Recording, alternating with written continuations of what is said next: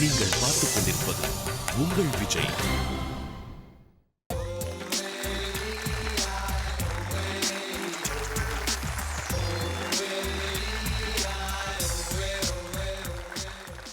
ஒரு ஆம்பளை பையன் வந்து 4 புள்ளைய பிக்கப் பண்ணி வச்சிருந்தேன். ஆனால் இப்போ இருக்க புள்ளைகளை பார்த்தீங்கன்னா ஒரு புள்ள வந்து 8 ஆம்பளை பையங்களை பிக்கப் பண்ணி வச்சிருக்கேன். இதான் உண்மை. இப்போ அடுத்து போன ரவுண்டு நான் மெட்ராஸுக்கு வந்திருந்தேன். இல்லை, ஒரு பொம்பளை பிள்ளை 8 ஆம்பளை பசங்களை பிக்கப் பண்ணி வச்சிருக்கு. அது காரணம் என்ன தெரியுமா? இப்போ இருக்க செல்ஃபோன்லாம் வாங்கி பாருங்க, அங்கங்கே 10 நம்பர். நீங்கள் அதை வந்து தப்பாக எடுத்துக்கூடாது. அவங்க ஒரு செக்யூரிட்டியாக வச்சுருக்காங்க.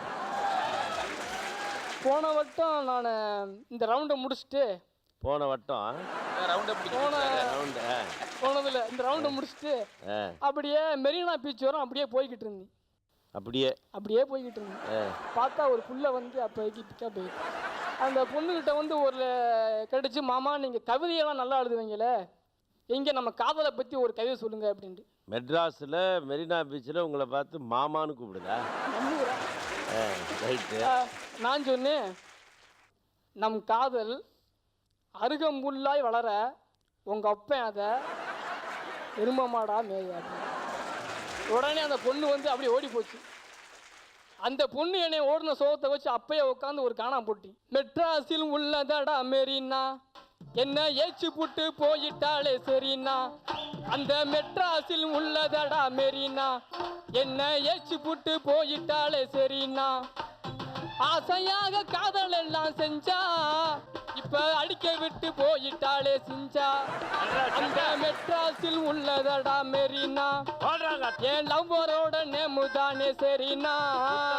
நடுவராக இருப்பவரே சின்னி, அவ காட்டிட்டு போயிட்டானே தண்ணி.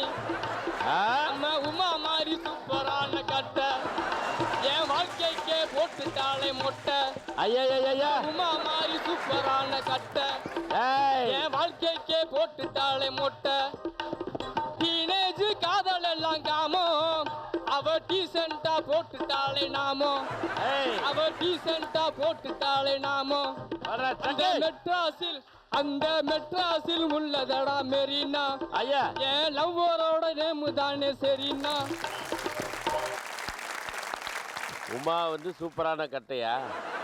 அவங்க ஹஸ்பண்ட் யார் தெரியல? இன்னும் சூப்பரான கட்டை. அவன் பயங்கர செம்ம கட்டை, பின்னிடுவான். கட்டு வேற. Okay, anyway fantastic. ரொம்ப நல்ல கருத்து.